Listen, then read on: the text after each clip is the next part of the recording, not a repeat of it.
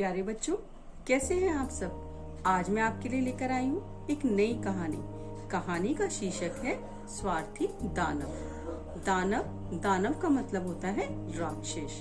तो ये कहानी है एक स्वार्थी दानव की। आप सोचेंगे मैं किसी राक्षस की कहानी सुनाने जा रही हूँ। नहीं, ये राक्षस की कहानी नहीं है। ये कहानी है एक राजा की, जिसका महल बहुत सुंदर था। महल में बहुत सुंदर सुंदर चित्र लगे हुए थे और उससे भी सुंदर था उसका बगीचा। बगीचे में मीठे मीठे फलों के बहुत सारे पेड़ थे। बहुत ही अलग अलग तरह के फूल खिले हुए थे, जिसकी वजह से वहाँ पर बहुत सुंदर सुंदर पशु पक्षी आकर रहते थे और सुंदर सुंदर सी तितलियां वहाँ हमेशा मंडराती रहती थी। लेकिन उस राजा का नाम उसकी प्रजा ने स्वार्थी दानव रखा था। पता है ऐसा क्यों रखा था? क्योंकि वो जो राजा था वो किसी से मिलना पसंद नहीं करता था। उसे बच्चों से बहुत नफरत थी। उसे बच्चों का शोर, बच्चों का खेलना बिल्कुल भी पसंद नहीं था। वो बिल्कुल पसंद नहीं करता था कि उसके महल में आकर कोई भी बच्चा शोर करे या फिर खेले। इसीलिए उसके महल के दरवाजे हमेशा बंद रहते थे और किसी को भी अंदर आने नहीं दिया जाता था। इसी व्यवहार की वजह से सब लोगों ने उसका नाम स्वार्थी दानव रख दिया था। एक बार की बात है, जब राजा बाहर गया हुआ था तो उसी के महल के बाहर कुछ छोटे छोटे बच्चे खेल रहे थे। खेलते खेलते उन बच्चों ने देखा कि जो महल की दीवार है उसमें एक छोटा सा छेद हो गया है। उस छेद के अंदर से वो बच्चे झांक कर देखने लगे। जब उन्होंने अंदर देखा तो वो तो हैरान रह गए। महल के अंदर तो बहुत सुंदर सा बगीचा था। उस बगीचे में बहुत सुंदर सुंदर से झूले लगे हुए थे और बहुत सुंदर सुंदर फूल भी थे। वहाँ बहुत सुंदर सुंदर तितलियां भी मंडरा रही थी। वो बच्चे छोटे छोटे से थे, इसीलिए वो धीरे धीरे उस छेद से अंदर आ गए। अंदर आकर उन्होंने देखा बगीचा तो बहुत सुंदर है, फल भी लगे हैं। उन्होंने मीठे मीठे फल खाए, उसके बाद सुंदर सुंदर फूल देखे। वहाँ तितलियां थी, सुंदर सुंदर चिड़िया थी, तोते थे। उसे देखकर वो खुश हो गए। अब तो उन्होंने मन में सोच लिया कि अब हम रोज यही खेलेंगे। कुछ दिन ऐसा ही चलता रहा। बच्चों के तो बहुत मजे आ चुके थे। रोज आकर महल में खेलते रहते थे। लेकिन कुछ दिन बाद वो जो राजा था वापस आ गया। जब वो वापस आया तो उसने देखा कि महल के बगीचे में कुछ बच्चों की आवाज आ रही है। उसने जोर से चिल्ला के पूछा, कौन है वहाँ? इधर आओ। ये सुनकर बच्चे भागने लगे। वो झट से बगीचे में पहुंचा और उसने कुछ बच्चों को पकड़ लिया और कहा, आज के बाद अगर आप यहाँ पे दिखे तो मैं सबको यहीं बंद कर दूंगा। सब बच्चों ने उसका मुंह देखा। उसने देखा कि अरे, ये तो बिल्कुल हम जैसे ही हैं। तो लोगों ने इनका नाम स्वार्थी दानव क्यों रखा है?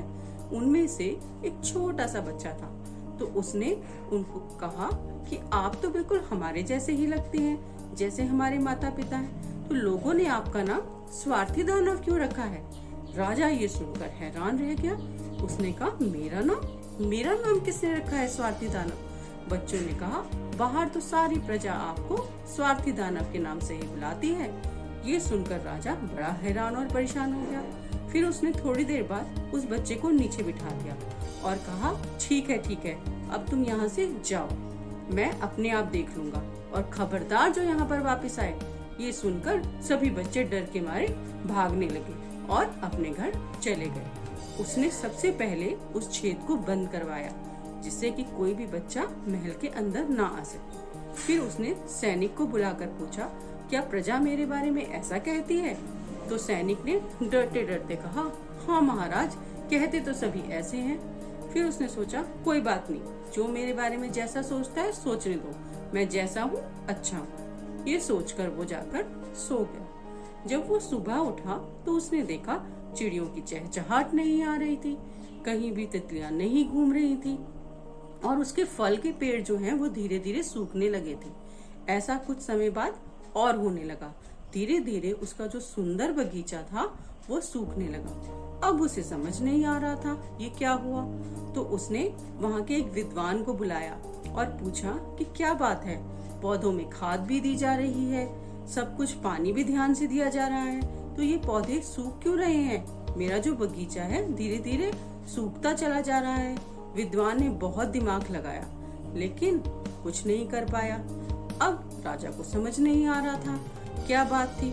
फिर राजा ने अपना मन में सोचा कि क्या हुआ है जो कि मेरा बगीचा इस तरह से परिवर्तित होता जा रहा है। फिर उसे ध्यान आया कि कुछ दिन पहले जब बच्चे यहाँ खेलते थे तो ये बगीचा बहुत ही सुंदर था, उनकी खिलखिलाहट से फूल भी झूमते थे, जो पेड़ थे उसमें फल भी बहुत मीठे मीठे लगे थे।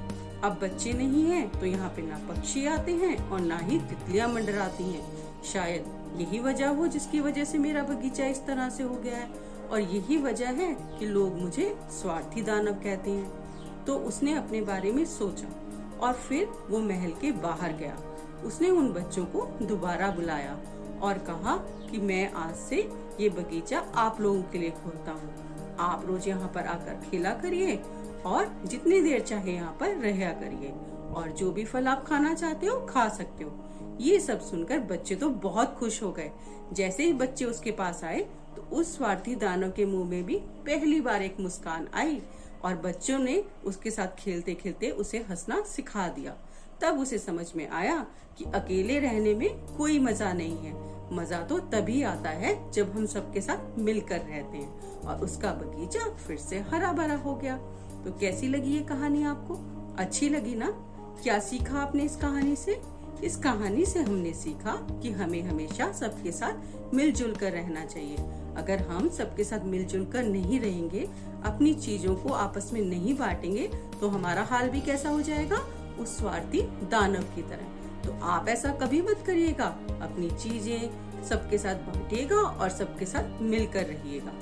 और ये कहानी आप सभी को सुनाइएगा। Bye bye everyone.